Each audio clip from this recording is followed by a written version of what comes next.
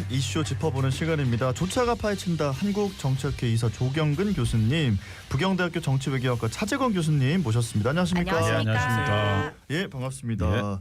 자, 오늘 이야기 나눠볼 것 어젯밤에 이제 김건희 여사가 구속이 됐습니다. 전직 대통령 부인이 구속된 것도 또 전직 대통령 부부가 동시에 구속된 것도 헌정사상 처음이다. 이런 이야기들을 하고 있는데 어떻게 보고 계십니까? 와, 새로운 기록을 계속 써나가고 있어요. 지금은 김건희 씨는 진짜 하는 것마다 기록을 세우고 있어서 국민들이 보기에는 한편에서 신기하기도 하고 한편에서는 정말 부끄럽기도 하고 그렇습니다. 그런데 모르겠습니다. 저는 보통 이제 저는 기본적으로 우리나라의 역대의 영부인들이 대통령의 이제 배우자들이 대단히 조용한 내조 이런 것들만 사실 해왔고 그런 어떤 인상 이미지가 되게 강하죠. 네. 저는 그게 반드시 옳다고는 보지 않습니다. 왜냐하면 대통령 부인도 적극적으로 자기 정치적인 견해를 내세울 수도 있는 거고 활동을 할 수도 있는 겁니다. 그런데 나쁜 짓을 하면 안 되는 거죠. 그게 긍정적으로 사회에 긍정적인 효과를 줄 수도 있는 거죠. 왜냐하면 여성들이 나도 적극적으로 저런 사람 닮아야겠다는 생각을 할 수도 있고. 그런데 이건 나쁜 짓을 자꾸 하니까 그게 문제인 거죠. 그래서 저는 이런 건 좀 이번에 일벌백계 해가지고 다시는 저런 좀 대통령 후보자를 둔 후보를 뽑아서는 안 되겠다라고 하는 것들을 조금 국민들이 각성할 필요가 있지 않을까 생각합니다. 저는 전 세계적으로 아마 두 가지의 시선이 있을 거라고 봅니다. 하나는 정말 좀 우리가 부끄러운 대한민국 왜 저래 이런 시선도 있을 거고요. 또는 한국이기 때문에 저게 가능하다. 대한민국이 민주주의가 상당히 발달이 되어 있고 또 저런 것들이 웬만한 나라에서는 감춰질 수도 있는데 한국에서는 전혀 안 통하는구나. 그런 그 두 가지 마음이 들더라고요. 네. 예. 자, 그리고 민중기 특검팀이 수사 개시 40여일 만에 김건희 여사의 신병을 확보할 수 있었던 가장 큰 사유는 뭐라고 보십니까?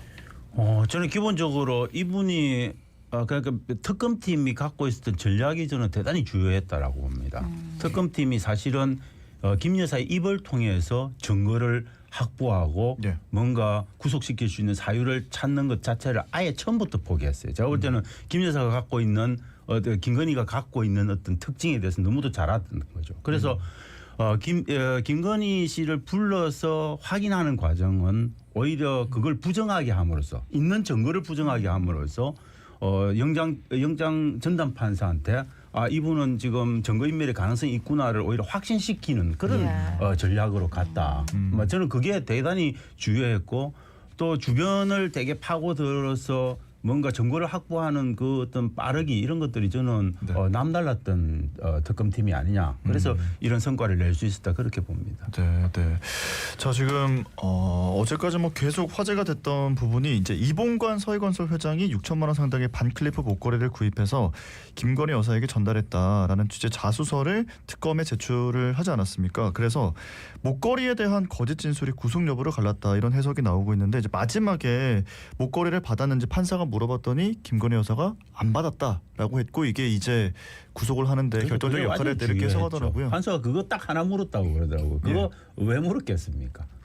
이 김건희 씨가 갖고 있는 어떤 피해자로서의 속성을 딱 체크를 한 거거든요.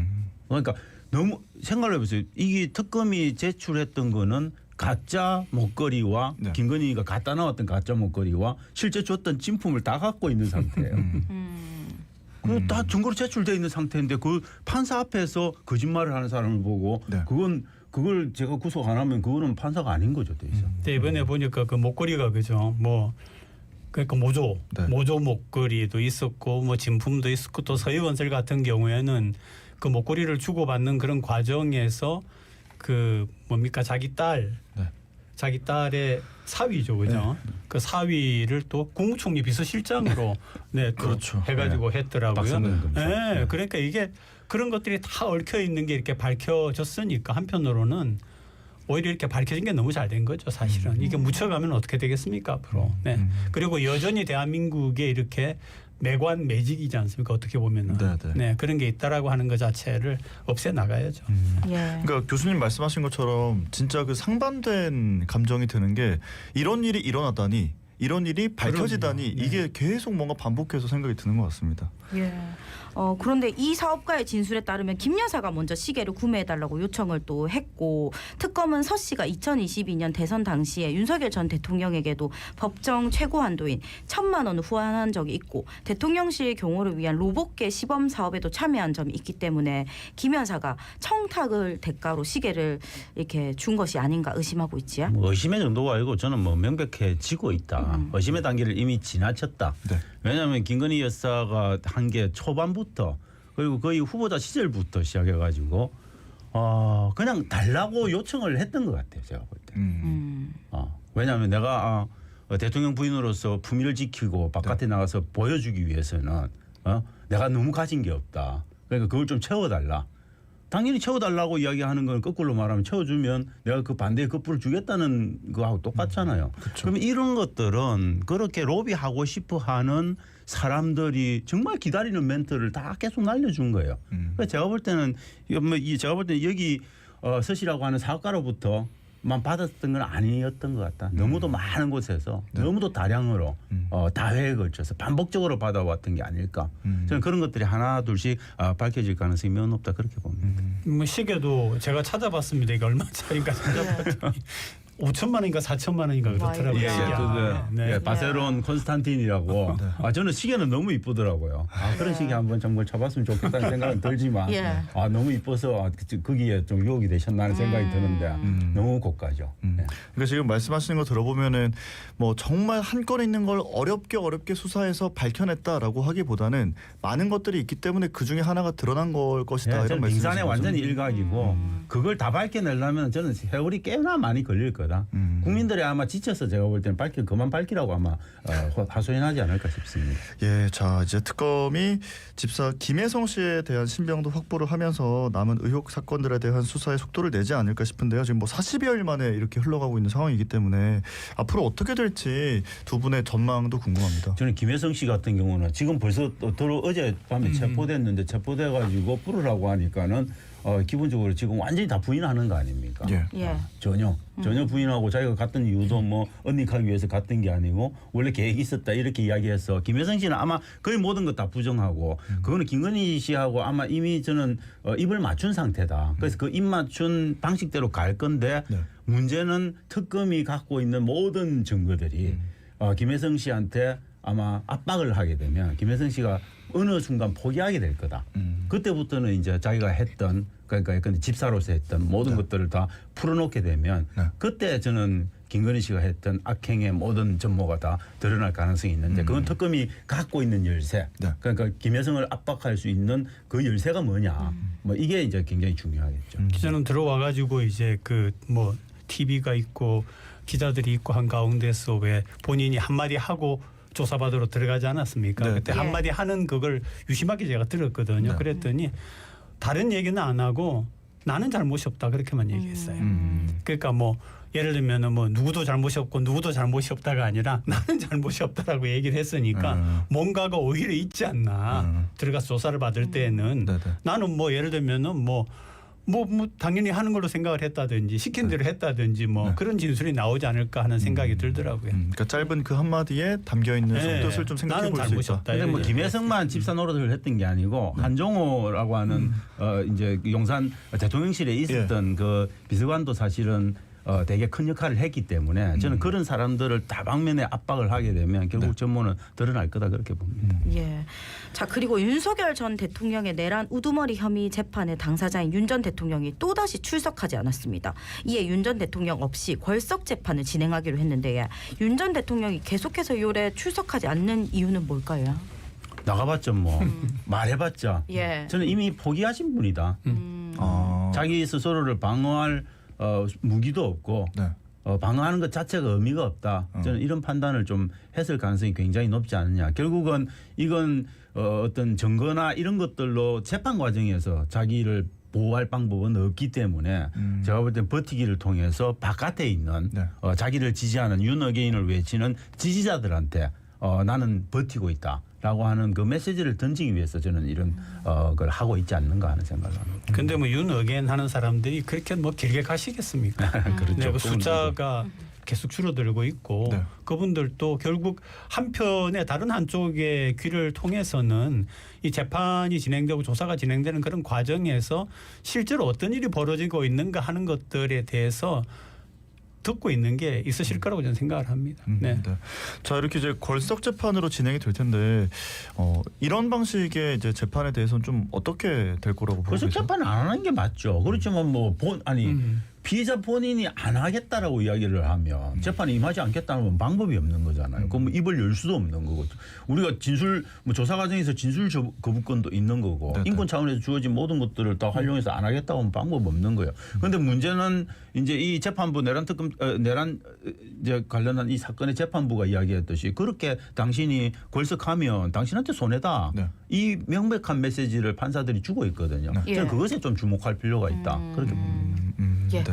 그리고 윤석열 정부 대통령실이 지난 1월 윤 전 대통령 체포영장 집행을 앞두고 지지자들에게 체포 저지를 요청했다는 의혹이 제기된 가운데 당시 백골단으로 불리던 민간인 시위대가 이에 호응한 정황이 확인됐습니다. 이 부분은 어떻게 보고 있습니까? 저는 이 왜 그 모이시는 분들이나 뭐 백골단이를 보면서 그분들이 어느 정도로까지 자발적으로 오고 있는지 비용도 들지 않겠습니까? 그죠? 그치. 그 비용도 개인적으로 각출을 하고 있는 건지 나는 그런 부분도 아마 조금 조사가 필요하지 않나. 네. 어떤 단체라고 하는 거는 어떤 식으로 이게 운영이 되고 있는 건지 네. 또 보면 뭐 지방에서도 막 올라오고 이렇더라고요 보니까 네. 그런 부분도 아마 조사가 들어갈 수 있다라고 하는 거를 좀 유념할 필요가 있다라고 봅니다. 네. 저는 뭐 백골단은 이제 김민전 의원이 사실은 원래 국회에 들어가지고 문제가 됐던 거고 네네. 아마 저는 그 백골단 이렇게 동원하고 이런 문제들은 당 차원에서도 조금 연결됐을 가능성이 좀 있다. 그런데 문제는 지금 체포 저지를 할 때 백골단을 불러들이고 이런 것 문제를 넘어서는 문제로 가고 있다. 예. 즉 서부지법을 사태를 뒤에서 용산 대통령실에서 좀 이렇게 사주한 느낌 이런 것들을 가지고 있기 때문에 저는 이것보다 훨씬 더 큰 문제가 기다리고 있다 그렇게 봅니다. 네. 근데 뭐 그러지 않기를 바라지만은 이제 사실은 큰 그 친윤 집회 같은 경우에는 서울에 있는 어떤 그 교회가 연관이 되어 있다고 그렇죠. 우리가 알고 있잖아요. 예, 예. 만약에 그런 경우에 뭐 그러지 않겠지만 네. 교회의 어떤 예산 같은 것들이 거기에 들어가고 했다라고 하면은 혹은 그걸 위해서 교회 예산은 아니더라도 어떤 분들이 가까운 분들이 돈을 그렇게 했다라고 하면 그것도 사실 큰 문제라는 생각이 예. 들거든요. 네. 근데 뭐 밝혀봐야 알겠지만요. 네, 뭐 밝혀야 할 부분들이 있는데 또 이제 차 교수님 말씀은 그것보다도 더 큰 문제들이 많이 산적해 있다는 저는 뭐 말씀이신 것 같아요. 서부지법에 폭도들이 난입하는 그 사건에 대통령실이 움직이고 그것에 정광훈 예컨대 교회 쪽에서 같이 도왔다라고 하면 그건 굉장히 큰 문제가 되는 겁니다. 네. 자, 그리고 이제 순직 해병 특검팀 이야기인데요. 조태용 전 국가안보실장을 오늘 세 번째로 소환을 하게 됩니다. 조 전 실장은 순직 해병 사건 기록 회수에 깊이 관여했다라는 의혹을 받고 있는데 이번 소환에서 좀 집중적으로 들여다볼 부분이 있다면 어떤 걸까요? 뭐 저는 수석 비서관 회의에 7명 참석했는데 그중에 핵심적인 역할을 했을 가능성이 조태용 전 국가안보실장한테 있다. 네. 그리고 그 7명 외에 바깥에 있었던 저는 국방비서관인 임기훈이 하고 네. 조태용하고 윤석열 대통령이 연결되는 그 중간 거리에 조태용 전 안보실장이 있다는 게 중요한 겁니다. 그래서 조태용 전 안보실장이 어떻게 입을 여는가에 따라서 네. 임기훈 국방비서관과 윤 대통령이 연결되어서 이 전체를 공모한 그게 드러날 수 있는 부분이어서 조태용은 저는 굉장히 중요한 포인트다 그렇게 생각하죠. 네. 자, 내란 특검팀이 이제 개엄 당일에 추경호 원내대표가 한덕수 전 총리와 7분 가까이 통화했다라는 사실을 확인합니다. 이 홍 전 수석과 한 전 총리가 윤석열 전 대통령의 지시를 받고 추경호 전 원내대표에게 국민의힘 당 차원에서 계엄 해제 의결을 막아달라고 요청했을 가능성을 의심하고 있는 건데 어떻게 보세요? 뭐 지금은 사실은 우리가 이전까지는 한덕수 전 총리는 몰랐을 거야. 네. 아니면 저분은 뭐 나이브했으니까 그냥 보고 깜짝 놀라고 그 뒤로부터는 아무것도 안 하고 그냥 숨었을 거야라고 생각을 하는데 네. 지금 드러나는 정황은 하나하나씩 적극적으로 그런 것들을 어떻게 방어해내기 위한 자기 노력을 했다는 거 아닙니까? 네, 그렇죠? 네. 저는 그 과정에 지금 이게 드러나고 있어서 한덕수와 추경호 간의 통화에 통화 사실은 아마 쉽게 제가 볼 때 특정되고 확인될 거고요. 네. 통화 내용이 뭐냐 이게 이제 어떻게 밝혀지는가에 따라서 저는 굉장히 큰 문제로 갈 가능성이 있고 한덕수 전 총리에 대한 구속 아주 중요한 사유로 작동할 가능성이 굉장히 높고 추경호에 대한 어떤 압박, 추경호에 대한 압박은 저는 하기는 좀 쉽지는 않을 거라고 봅니다. 그런데 뭐 하여튼 그런 어떤 증거들로 저는 쓰일 가능성이 매우 높다 그렇게 봅니다. 자, 다음 짚어볼 이슈는 이재명 정부의 첫 특사 어떻게 평가하시는지 여쭤보겠습니다. 특사 뭐 저는 깊은 한숨. 한숨이 쓰지는 게 저는 제 개인적으로는 조국혁신당 조국 대표가 받았던 정치적 어떤 박해 이건 명백하다. 그럼에도 불구하고 저는 중도무당청 일반 유권자들이 갖고 있는 인식은 여전히 그 공정의 문제를 일으켰던 자기 아들에 대한 어떤 그런 부분들 그런 것들이 대법원 과정까지 이렇게 확인이 된 거 아닙니까? 딸 말씀하시는 거죠? 입시 관련. 입시 관련이죠. 네.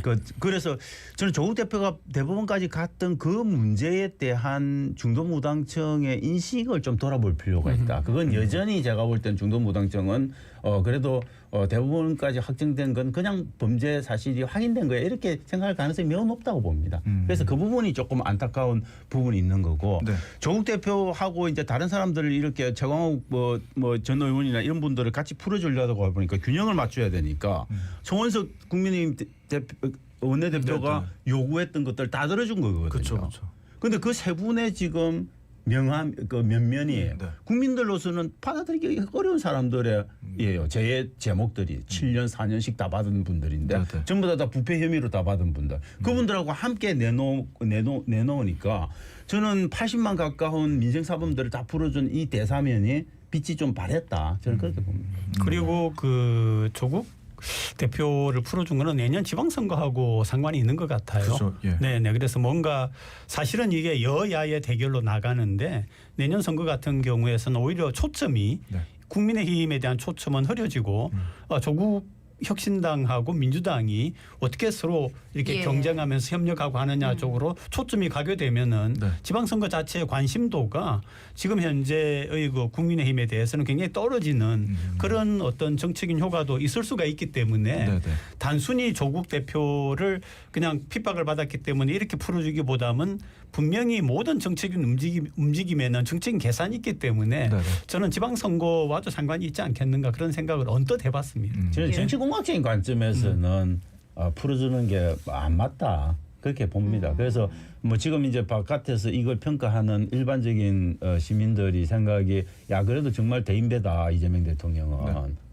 정치공학적으로 판단하면 풀어주면 안 되는 시점에 풀어줬고 그다음에 풀어줄 때도 조국이나 최강욱 같은 분들만 풀어줬지 정작 자기가 풀어주고 싶은 자기 측근들은 하나도 안 풀어준 거 아닙니까? 그래서 대인배다라고 이야기를 하는데 저는 뭐 꼭 대인배라고는 볼 수 없겠지만 적어도 조국 대통령을 정치적인 조국 전 대표를 정치적인 어떤 유불리만 갖고 판단하지 않은 것 같다. 거기 안에는 좀 신이라든지 그다음에 조국 혁신당과의 어떤 약속이라든지 이런 것들에 대한 어떤 자기 조금 어떻게 보면 헌신을 하는 관점에서 이걸 받아들였다. 저는 그렇게 지금 이제 이런 얘기가 나오는 이유가 조국 대표를 풀어준 데 대해서는 정치적으로 유불리의 두 가지 서로 다른 견해가 있습니다. 그렇죠. 말하자면 완전한 경쟁자를 풀어준 그런 셈이 되고 아니도 오히려 다른 측면에서 볼 때는 방금 제가 말씀드린 것처럼 오히려 관심도가 여당 간의 어떤 여당과 진보 세력 간의 경쟁이 있음으로 인하여서 현재 그 국민의힘에 대한 관심도는 떨어질 수도 있는 그런 두 가지의 서로 다른 견해가 있는 것 같아요. 자, 조국 혁신당이 오늘 당무위원회를 열 계획이라고 밝혔는데 조국 전 대표와 당의 행보 좀 어떻게 전망을 하시는지도 궁금합니다. 저는 뭐 조국 대표는 아마 나와가지고 일부 근데 조금 이번 사면에 비판적인 분들은 조국 대표가 약간 근신하는 모습을 볼 필요가 있다 이렇게 말씀하시는 분들도 있어요. 저도 개인적으로는 조금 그런 근신하는 모습을 당분간 보일 필요가 있다. 왜냐하면 이건 이재명 대통령이 엄청난 정치적 부담을 갖고 국민들의 영혼을 들어준 거거든요. 그럼 사실 조국 대표는 국민들한테 빚을 진 겁니다. 그러면은 조금 자기가 뭐 그게 뭐 자기로서는 억울하겠지만 어떻게든 있던 과거에 대한 약간 반성의 어떤 시간도 갖고 그래서 저는 조금 템포를 늦출 필요는 있다라고 보는데 아마 조국 대표의 성격상 조국 혁신당이 갖고 있는 정당의 성격상 가만히 있지 않을 거라고 봅니다.